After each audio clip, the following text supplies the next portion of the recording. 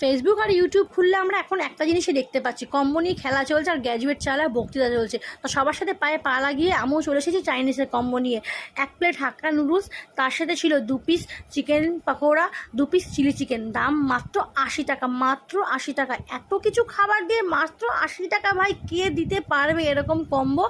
এইরকম কম্বো তোমাদের যদি খেতে ইচ্ছা করে, মানে টেস্ট করতে ইচ্ছা করে, তোমাদের আসতে হবে কিন্তু বেহালার ঠাকুরপুকুর বাজারে।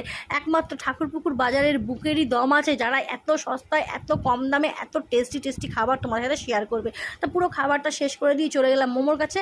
1 পিস মোমোর দাম পড়েছে 10 টাকা, 6 পিস মোমো নিয়ে নিয়েছি, দাম মাত্র 60 টাকা।